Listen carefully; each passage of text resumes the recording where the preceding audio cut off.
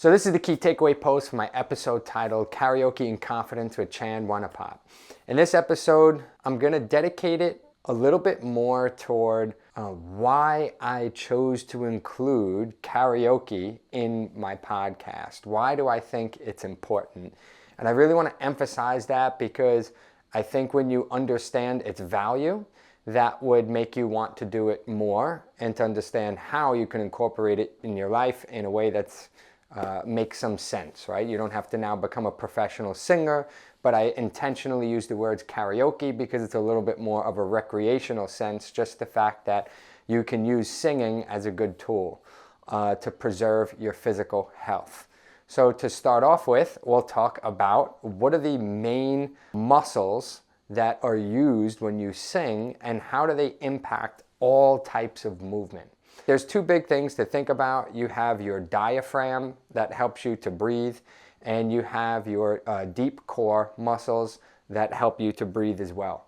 Your diaphragm helps you to breathe in, your deep core, something like, for example, your transverse abdominis is going to help you to expel air.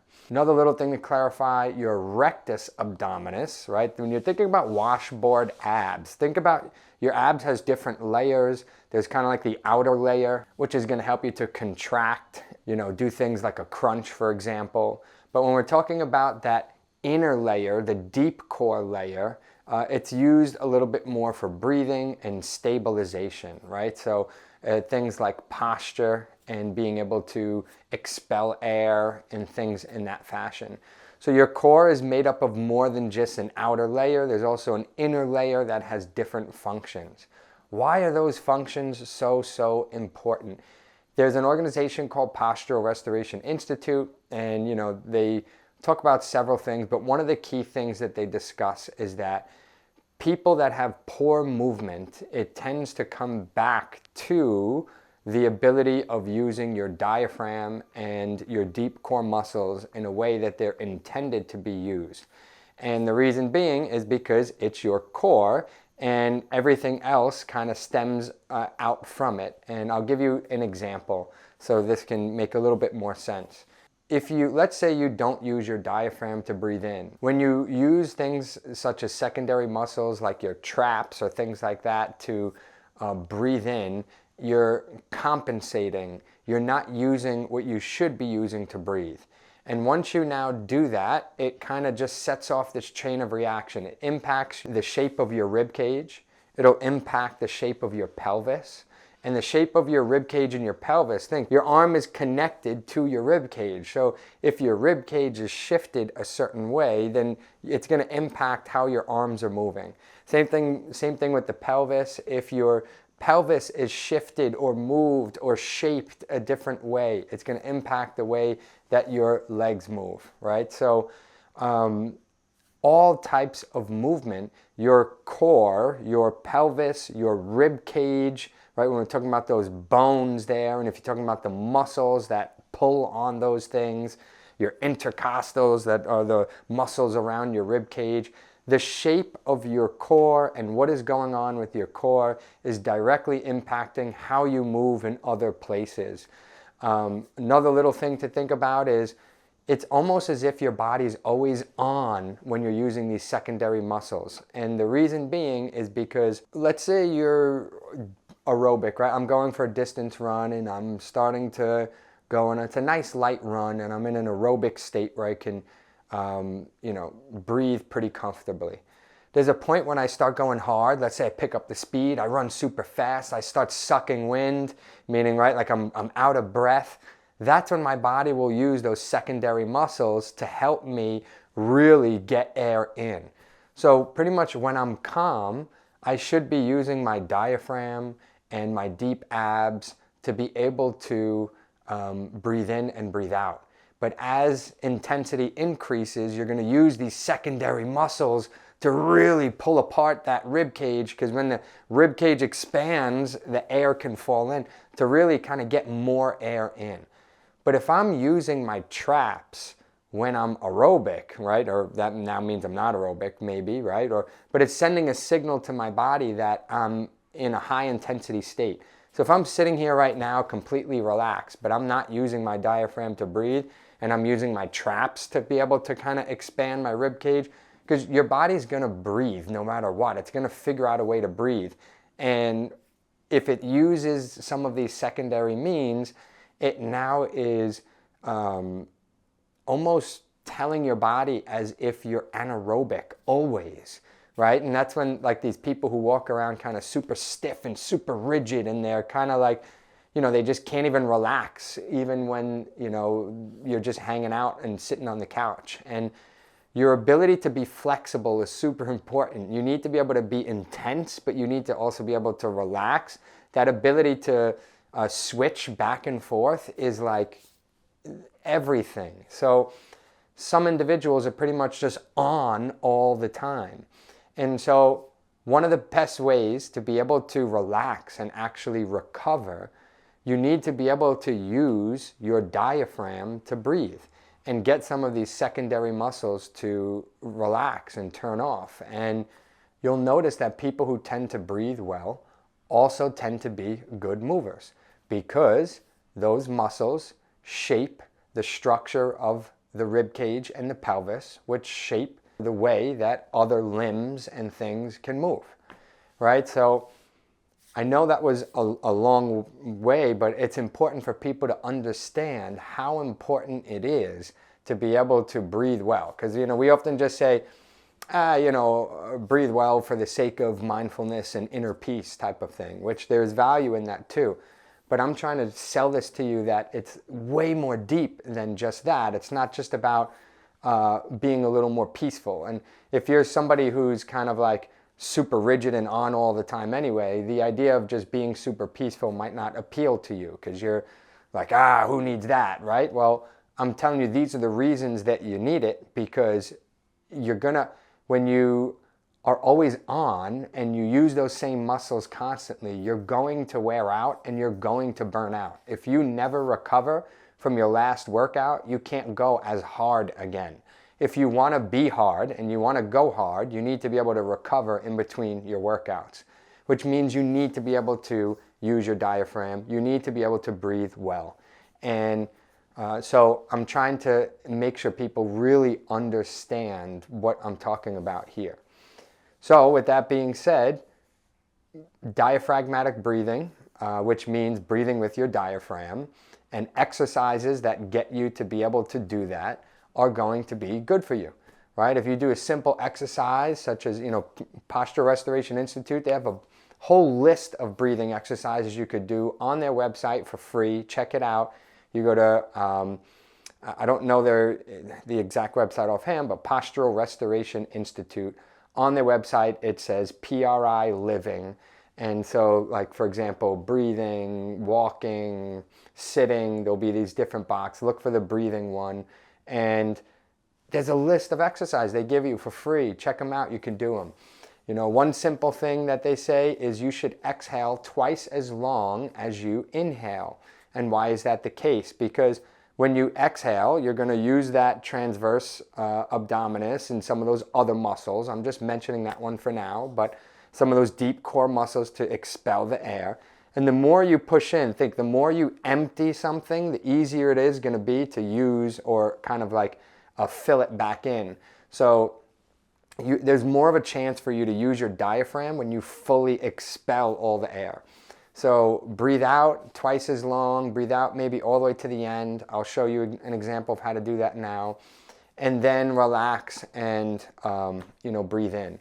So here we go. I'll breathe out. So I go.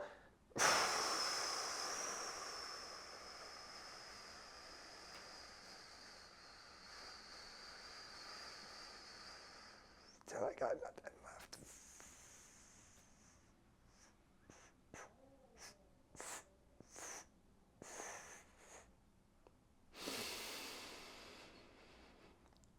And then relax, right? And that the diaphragm just naturally does its own job there when you really, really push all the air out. But guess what? When you sing, you're expelling air. You're using the transverse abdominis. You're emphasizing breathing out, PRI does not have a stance on singing, or at least not one that I'm aware of. However, it seems like a no-brainer to me. And when you look up the research around singing and how it's used, and sometimes it's used in a therapeutic sense, sometimes it's used for, we'll talk about some of the health reasons in just a second, but it makes sense to me where all these connections now overlap. When you sing, again, you're emphasizing that exhale.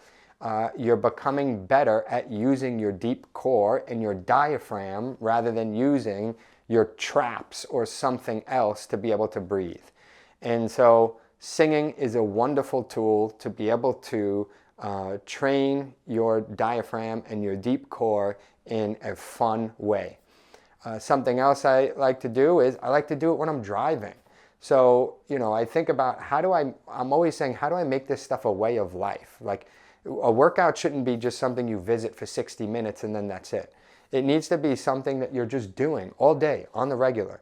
So I notice that I'm in my car a lot. And when I'm in my car a lot, what am I doing, right? Like, I'm just sitting there, and sometimes I listen to a podcast, but I think a physical activity that you could do when you're in the car is sing. And singing, I actually have, for those that know me, I got a little karaoke mic in my car. So if you're ever in my car, request a song, right? But and singing with people, singing by yourself. People might think I'm crazy driving by.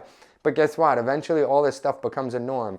It's the same feeling I got when I first started using my computer stand in the cafe. I have a really nice computer stand. Those that know me know about that too. Every once in a while I'll get people that'll comment in good ways, like, wow, that's so cool. I had a PT come over to me the other day, physical therapist. This is the best thing I've ever seen. Some people have like a little, flimsy one, but I have like a really nice one that I use. But either way, the point is that like, it's only weird in the beginning. And in fact, though, I would say that it's weird that people aren't doing that. The fact that you're like doing things that are just unhealthy for your body and just riding through it because it's socially awkward to do the healthy thing. Like, I don't know, I'm breaking that culture for sure. So, and I hope you all join me. But yeah, like, sing karaoke in your car. If you don't want to have a mic, you don't need to, right? I have a portable Bluetooth one, by the way. So you also, do have to be careful. You don't want to be driving and holding the microphone. You get yourself maybe in trouble for that. It's like same thing like holding a cell phone. But you could have someone else hold the mic and sing, or you could just sing. You don't need to hold the microphone. Nowadays, your cell phone will kind of play the lyrics and stuff for you. But it's a great way to be able to incorporate a breathing exercise that's going to make you a better mover in your daily life. You can also sing in the shower type of thing. You wake up in the morning, put on a good song, and just sing to it on your own. You can make a day out of it and go do karaoke somewhere too on the weekend. But just getting you to realize the importance of singing and really exercises that emphasize your deep core and your diaphragm for the sake of being able to be a better mover and to be able to recover. Another big thing that people think about is, we often think of exercise, or another big point I like to make is that we think that exercise means you have to be on all the time, go hard, go home type of thing. And that stuff is good too. You do need that, but we need to push ourselves to our limit. But exercise is also this like the soft side of exercise, or the yin side of exercise, or the recovery side of it. Things like walking on your downtime, things like singing, things like folding your own laundry or doing your dishes, or these little tedious things that we don't really pay attention to, and how valuable they are for your physical health as well. So it's another big point that I like to hit home. So to wrap up here, I know I gave you a lot of stuff to think about, but I just want to mention a few of the other health benefits that are associated with singing. So it helps to increase oxytocin. So we'll just talk about the hormonal response, right? Oxytocin goes up. Cortisol goes down. Endorphins go up, right? Oxytocin is, they say it's like the cuddle hormone. I mean, there's different words for it nowadays.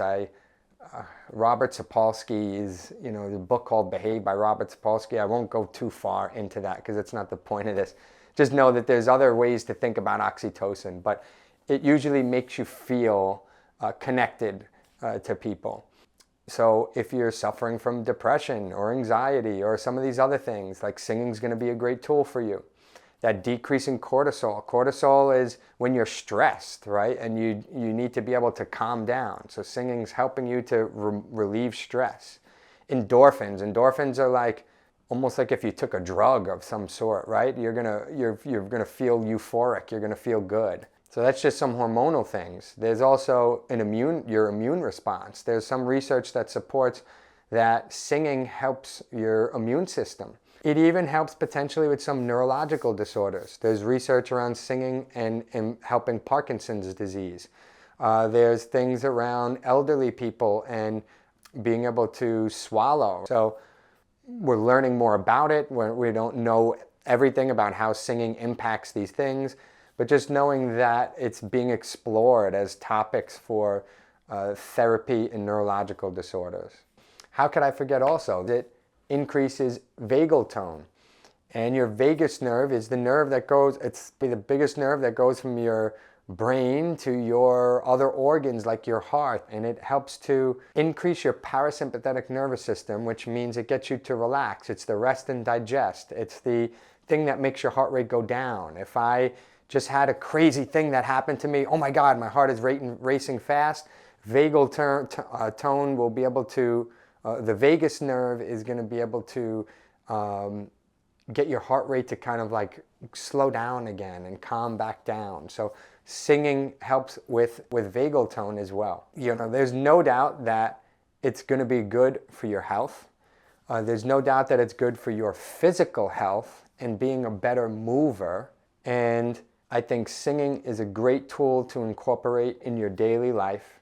You do not have to make it a whole workout routine thing where you're kind of like doing sets and reps, but you can, right? So in the episode, Chan gave some really cool exercises that I also found myself doing in my car. The lip roll. She had another one where we were doing like this tongue stretch type of thing. And I thought all of those were good exercises to do. And I also was doing in my car just the other day before I started singing. She had one where like the sound kind of goes up and down. So it was like with the lip roll.